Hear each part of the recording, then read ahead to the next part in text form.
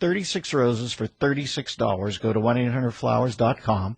From your desktop or your mobile device, you click on the radio microphone in the upper right-hand corner, and if you don't know the drill, here's how you get the deal. You enter Dennis, 1-800-Flowers.com, and enter Dennis or call 1-800-Flowers and mention my first name. And I thank you. Dennis Miller Show.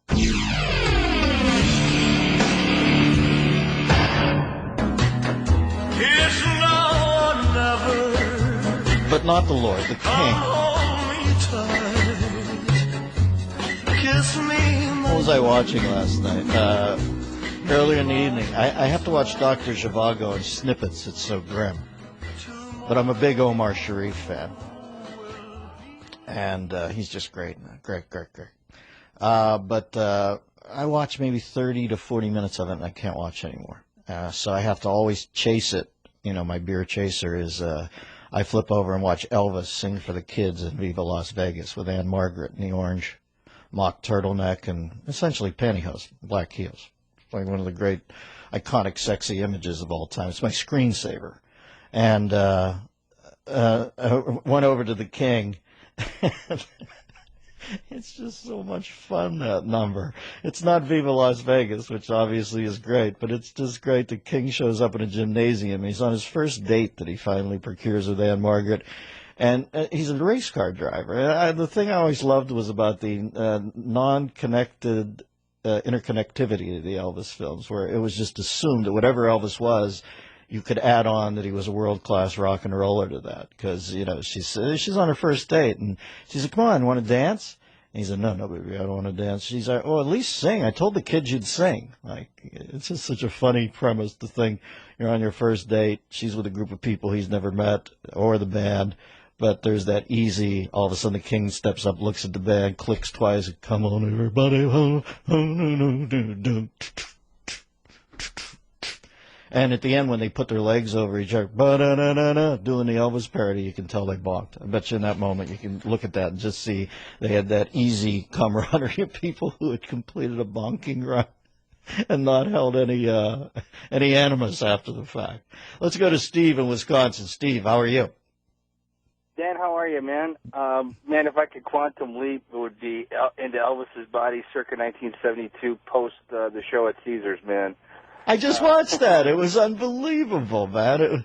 When he wraps it up with wise men say, it's just absolutely groovy. What's up, Stevie? I have a volume shake and a perk of damn sandwich, man.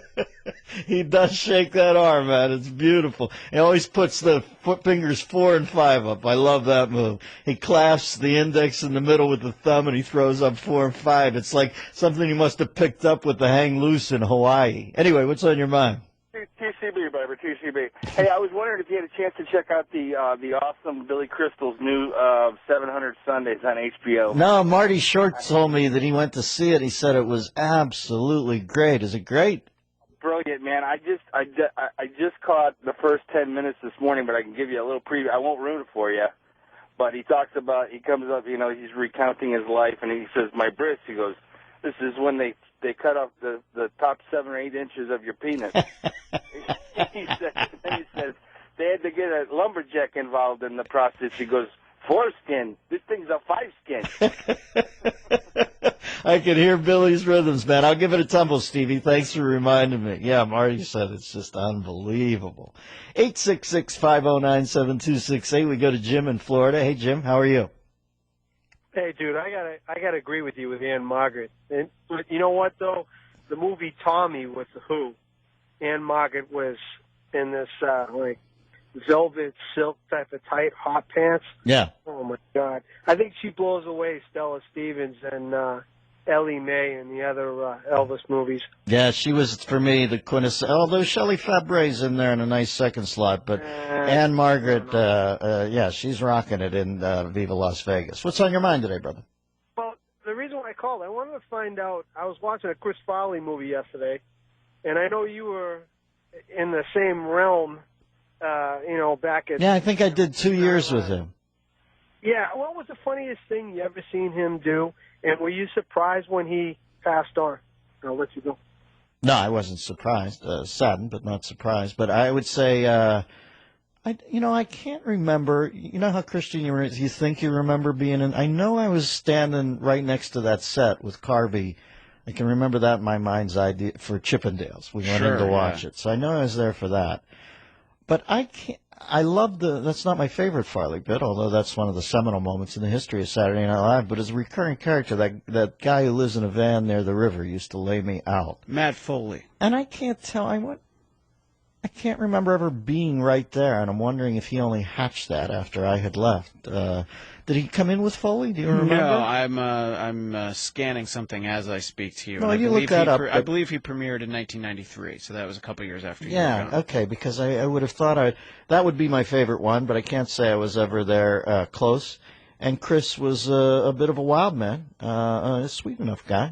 I can't say I ran with him a lot, but very self-effacing and kind of shy. And like I said, it was my job to be Lou Gossett Jr., an officer and a gentleman. I was sent in to make fun of the new kids, and the veterans would delight in me ripping them a new one. So I used to tear into him incessantly about his weight and his proclivities. So we had that exchange, but it was all done. Listen, it's a locker room. I know, Richie Incognito, we're all going to come together, and that's the new UN chamber is the locker room. But I kind of like going to jobs where it's rough and ready and somebody rips you a new one. I remember getting ripped a new one when I was there by Frank, and I always look back on that and think it gives you some sort of right stuff imprimatur. I don't know why it always has to be soft nowadays for us. Why we're all looking for a place that's a rancor-free zone. I love being on Saturday Night Live, and part of it was, man, it was a rough place, and there were high demands. And if you didn't do it, you got weeded out. Probably within 3 weeks, you'd get whacked. You could go from being on that show to off that show in 3 weeks if you skunked it up enough. And they'd keep you on the show till the end of the year because they need bartenders in scenes. But you weren't in anything integral, and I dug the juice of that.